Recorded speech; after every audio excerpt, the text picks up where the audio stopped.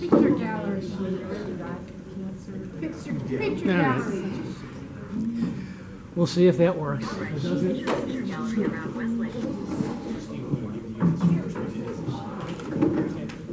So, just so you guys know, the mute button is on the bottom. So if you keep your hand up here, because if you reach right down here with you. Mute button's on the bottom. So don't keep your hand up there.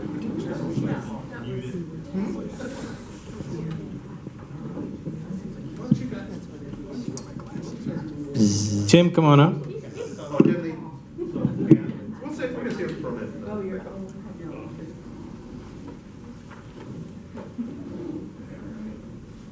Don't get so quiet, Ottawa. You make Tim self-conscious while he's walking. Hey, how you guys doing? Good. We're okay. Just okay. I make a decent living. So welcome to the October 2022 monthly meeting of the USS LAGRANGE. A chapter of Starfleet, the International Star Trek Fan Association, operating as the LAGRANGE Alumni Association, Sector R. Anyway, so thank you for everybody. I'm glad you got that, Tim. Thanks, everybody, for coming tonight. Thanks for making this happen. Life intervenes and intrudes, so we all move on to other things, and then next thing you know, it's like, 40 years later, I guess we get to see you. Brian, I haven't seen you since we were both in school, so yeah. And in Starfleet. Anyway, so those of you who are aware of how those monthly meetings go, we usually get a report from the executive officers who are sitting up here. So a little bit here in a few minutes, we're going to get a report or something from them. But talking about how time flies, I realized that there is this sort of odd factoid that I discovered as I was sort of putting together my thoughts for this thing over the last couple of months. So the official start date of the USS LAGRANGE was, as a chapter of Starfleet, was the 23rd of October, 1982. So last Sunday was the official date. And commissioned by then President of Starfleet, Eric Stillwell, I spoke to this morning. He lives in France. Eric Stillwell went on to be a producer and a writer for Star Trek The Next Generation, and then later a line producer for American Idol. That's quite a transition, but he did. So Eric's retired, lives in France, and so if you think about it, that's from then it's 40 years. It was less time between the ending of the original series in the 1960s to when we started the LAGRANGE. That was only 13 years. And then it was 40 years till now. So that, to me, was very strange. I thought, wait, was it only 13 years? It was only 13 years. And the the odd thing about that is that the LAGRANGE is still going on today. It's led by different people, what have you.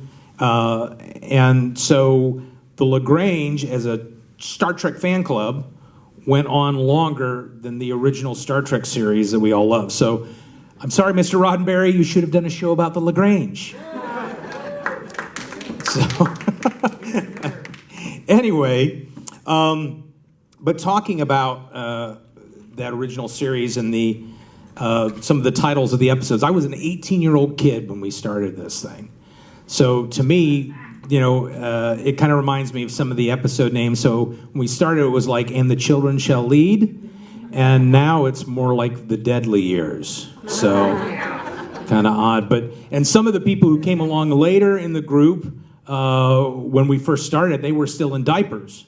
And so now some of us are heading back there again. I got a poop joke in, Tim. Thank you. Anyway, so yeah, another bullet in my arsenal. Yeah. So also, I don't want to bring things down, but I do want to recognize something that the table over here. Well, I said I wasn't going to break it.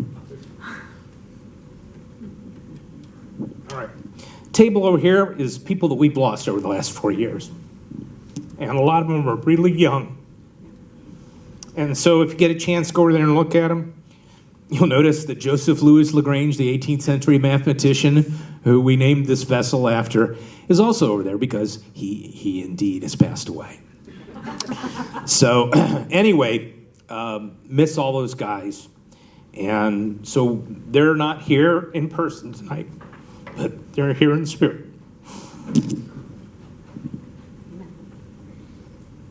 All right. So, sorry, didn't mean to bring everything down. Drink more alcohol, it'll be fun. So now we move to our, as we did during the meetings, we move to our executive officers. And the first executive officer that I want to introduce is, of course, oh, wait a minute, hang on. I'm going to jump back a second. I want to thank everybody on the committee who helped put this together. And I'm going to end with Steve here for this specific reason. But Nikki, thank you so much. Wonderful lady, put all of the class into this stuff. And then, Tim and Donna and Kathy and Tom, who's not here tonight, and Bill. And but also Steve, because Steve said, hey, we should do something for the LaGrange 40th anniversary other than just go to On Tap and get a hamburger, like we used to after the meetings. He kept pestering us, and then all through the process he kept pestering us, as all of us will tell you that he did. But if he hadn't, we would be meeting at On Tap tonight having hamburgers. So thank you, Steve, for coming up with the idea and pestering us to get this thing done. Tap sounds pretty good right about now. Yeah, you know what? But we're going to get to the food. And Nikki has worked very hard to make sure this food is ready to go. So anyway, so let's introduce the executive officers. The first officer of the LaGrange, my second in command as the commanding officer during the first 7 years, who also, at one particular time, also commanded the chapter, but also he was the first officer to say, hey, have you guys ever heard about this organization called Starfleet? And then the rest was history after that. So, Steve, why don't you tell us what your report or whatever is? Steve Stein, ladies and gentlemen. 1 second.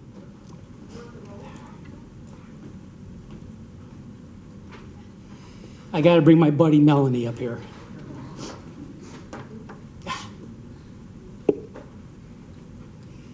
Now you've done it. Sorry. Now you've done it. There was something in my eye. Yeah, if Dusty in here. everybody, if you read the article I did in the Attention All Hands that Tim did about Melanie, that was mostly came from the speech I gave for her husband Ralph asked me to represent her Star Trek fans, and a bunch of us were there, but Chris and Donna and I stood up and I read what I wrote, which is pretty much what was in that article, and just very, very bummed. Okay, damn you, Chris. Keep moving. Yep, keep moving. Okay, all right. I do have some business. Ted Bronco, I don't know what his position is. He's husband to the captain of the current official LaGrange, Ted Bronco. They weren't able to be here tonight, but they came last night to the informal dinner at Panera's. And since it's the 40th anniversary of the official LaGrange, they got swag. So Ted gave me some swag to sell for them. They're primarily a service group now, and they raise money, and they just were recognized by the mayor of Akron for the second LaGrange Day in LaGrange history. We did the first, of course, and they just did it again. So I told Ted, he asked me if I would do it, so I'm what's the word? Never mind. I'm selling stuff for Ted. Shucking is the word. You're shucking those for Ted. There's big patches, small patches, and a button for $20. It's a set. So I've only got 10 of them, 10 sets. So if anybody wants to, I'm going to give this to Kathy, the welcome lady. Can you handle that for me? If anybody wants to buy a set, it's a button, a big patch, and a little patch, $20. Okay. Just put it in there. It's for Ted. Okay. All right. Thank you. It's one less thing I have to do now. Okay. We're always good at delegating. Stop selling, Steve. Huh? Stop selling, talk. I know, You got 30 seconds I'm left. working down the list. Sorry. Okay. Yeah, I also wanted to thank the committee. It was exactly as Chris described, so I won't describe that again. I want to beg people to take pictures tonight, shoot video. I did that as a career for 30 plus years. I don't want to do it anymore. Take pictures, shoot some video, get it to me one way or another, and it will show up somewhere. So if you could do that for me, I'd really appreciate it. But as Chris alluded to a little bit about the process, what happened here, about 18 months ago, I got it in my head about, LaGrange is, the 39th anniversary was coming up, and it's like, what follows 39? 40. Even numbers, people like even numbers, so it's like, 40 years is coming up in about a year and a half. I talked with Donna. Where's Donna? There she is. I said, Donna, we ought to recognize it somehow. I don't have any particular, thoughts burning in my head, but something. Whether it was just the unofficial, loosely organized, seldom gathered LAGRANGE Alumni Association, which is just basically these people and a few others, hey, you want to go see a movie and have dinner? Yeah, sure. Let's, see you at the 7 o'clock show at this. That's kind of what we've been doing the last number of years. I want to do a little bit more than that. So I called up Tim and I said, hey, Tim, I had some thoughts. I said, what do you think of this? And I told him that, and he goes, yeah, I agree. What do you want to do? It's like, I don't know. So when we don't know what to do, we pull Chris into it. So we got a hold of Chris. I said, Chris, Tim and Donna and I were talking, and it's like, what do you think? He says, yeah. He says, what do you want to do? Nobody knew. So that was about a year and a half ago. Year ago, about this time, the Alumni Association, we had been gathering about once a year, every the last 2 or 3 years, at the Akron Comic Con up in the Falls, and we'd meet up there. We'd see each other, and we'd see Tony Isabella, there. We'd see Zoller. Tom Zoller. Tom Zoller, thank you. I was thinking of Mark Kohler. Tom Zoller. Tom Zoller selling comic books there. We'd see him, and then the official LaGrange had a table there selling swag to raise money for the food bank. And so, it was kind of old home week. We'd see people. So that was last year. Afterwards, we all went out to On Tap. Was it On Tap or On Tap? Because Hamburger Station's gone. We went to On Tap nearby, and we sat down and had an early dinner. And we kind of said, we were kind of talking and thinking about, a year from now, we ought to do something. And they were like, yeah, sounds like a good idea. What did you have in mind? We're like, I don't know. So we discussed it a little bit, and we said, well, why don't we throw a famous LaGrange party? It's like, okay. So we kind of talked about some things, and I went home and started the nagging. I typed up notes of what we discussed and things that people have said that they would do. It's like, okay, you said you would do this. You still willing? Yeah. So we divvied things up, and we have a year to do it. So actually, Tim and I's idea was to pull Chris in it so that Chris would spearhead it. And he was. No. Well, he started. He was starting to. But Chris's job. I wanted to. He wanted to. The spirit was willing, but he got to the point this summer, he said his job is just, he'll tell you the story, his job has just become a little bit overwhelming. So he said, I just can't do it. So say, okay, nope, don't worry about it. So Tim and I will pick it up and we'll run. And so kind of that's what we did. And my style is a little bit different than Chris's, so they were dealing with my style. I like communicating, I like people knowing everything. So emails and phone calls and you're on top of things, on top of things, or you have ideas, So we just, we're pushing on since the summer, really working on stuff. Steve writes emails by the foot. Well, I'm thorough. You don't have to read it, but I'm sending it. Can't make you read it. You can lead a horse to the water, but you don't have to make him read. That was, that's kind of how we got here today. And here we are. We had about 52 people on our invite list. And this is pretty good. This is about half of people. There was people that, well, we've lost people very sadly. We're very bummed about it. There were a number of people that we just couldn't track down. We thought we did. We got mail bounced back. There are also a few people that really wanted to be here, but for one reason or another, were not able to attend. So, this is what it is. But my guesstimate early on was like 24 people. I think we'll get 24 people. And we had one last-minute cancellation, but we had 27. So I was happy that we were above my 24. But this last year or so, it's really, truly been a trip down memory lane for me. And I don't know how the other guys feel, but it's been a trip down memory lane, doing the same kinds of things. We haven't talked as much the last 30 years, maybe Chris and I for other reasons, but the last 6 months we've talked more amongst each other than the last couple of decades. So it was fun. It's like, you kind of rediscover some friendships. And it also reminded me why I love the LaGrange and all that work all those years ago and what we did. It also reminded me why I stopped doing it. So, there's that.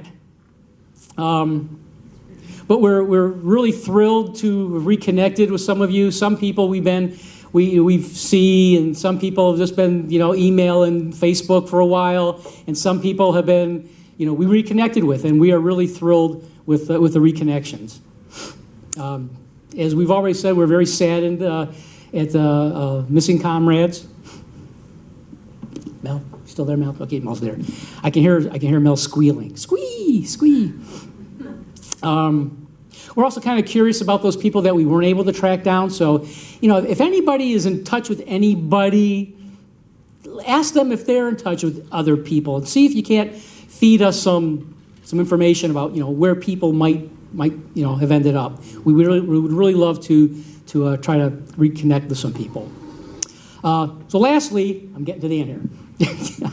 Lastly, I recently heard a quote from Herb Solow, who was the executive in charge of production for the original series. This quote I heard, he was referring to a book that he had co-wrote with Bob Justman, who was a producer for the original series and the first season of The Next Generation.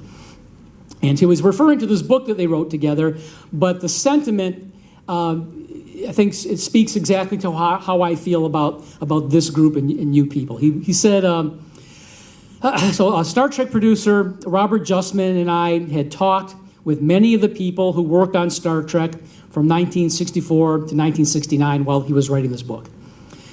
There was always one common thread present in our conversations. Even with the disappointments of impossible schedules and frazzled relationships, every one of us believed, every one of us insisted that it was absolutely the best time of our lives. And in many, many ways, for all or most of us, I think our time aboard the LaGrange was absolutely the best time of our lives. So thank you very much for being here. Thanks, Steve. Steve's time first officer. And I guess I pass it on to... No, I'm passing on. He's passing on. You sit down. Donna, when your son gets married in July, and he says, I want my dad to speak at the reception, I want you to remember this moment. That's right. Everyone take a seat. And everybody bring a snack with you ahead of time. So, next up here is... it's actually with Bill. I'll hand it over to Bill. Yeah. So, Melanie, as we know, was one of the founding members and was the secretary of the organization. She would love to be here tonight. She loved this sort of stuff, loved LaGrange parties.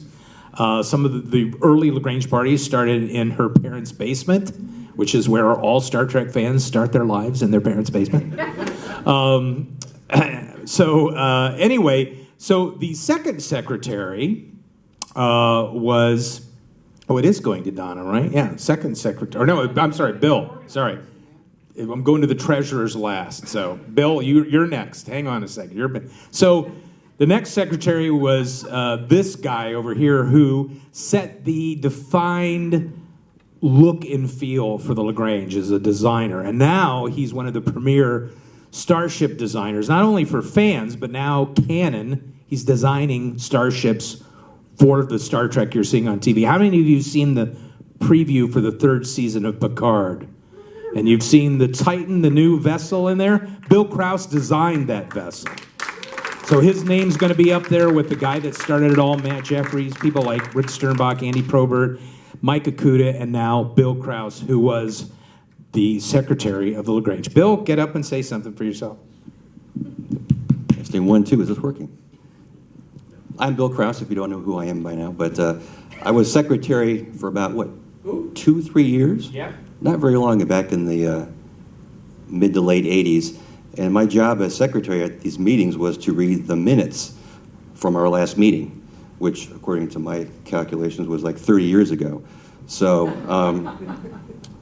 I didn't take any notes. So enjoy your meal tonight. Thanks for coming, and boldly go. Thank you. Thanks, Bill, for keeping that brief. There he is, Bill Krause, starship designer to the stars. And also, Bill, some of you remember, Bill was also on the executive committee for Starfleet, was the chief of communications for a long time. And so we've been through a lot of different layers of this organization. Don't trip over that speaker stick. That was nice. What do we have from the German judge? Yes. All right. So now we move on to treasurers. I'm going to hand that right down. Yeah. So Donna was also one of the original founding members of the LaGrange, but also a key member of the University of Akron Science Fiction Club, which is where all of us first came together. And it was Donna Smith, and then later became Donna Stein, because she let Steve kiss her one time and then they had to get married.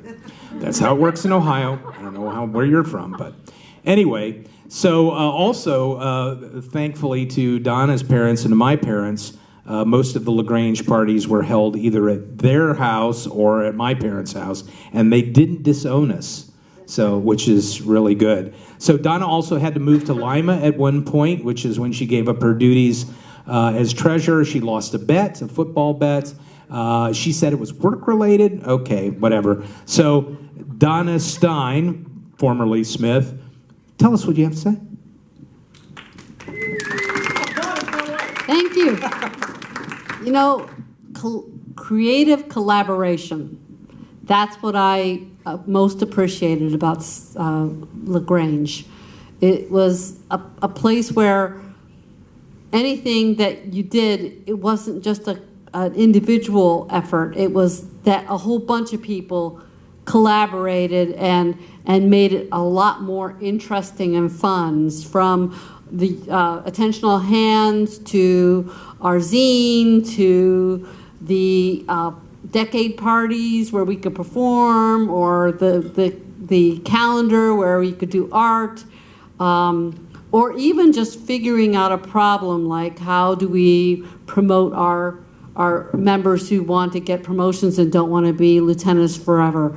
And so how could we figure this out and come up with a point system and that sort of thing so that it would be fair.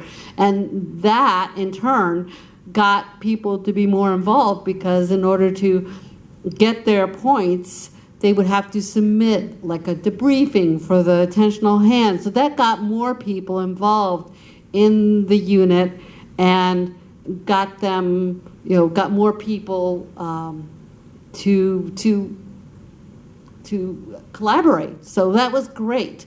I remember all those days. I loved doing attentional hands. I loved doing Science Stuff Quarterly. I loved working on all sorts of things that we did together. So this is great. So tonight I have gifts for everyone. I did door prizes. So we will do that after dinner. So between dinner and dessert, we will have door prizes. So enjoy and have your wonderful dinner.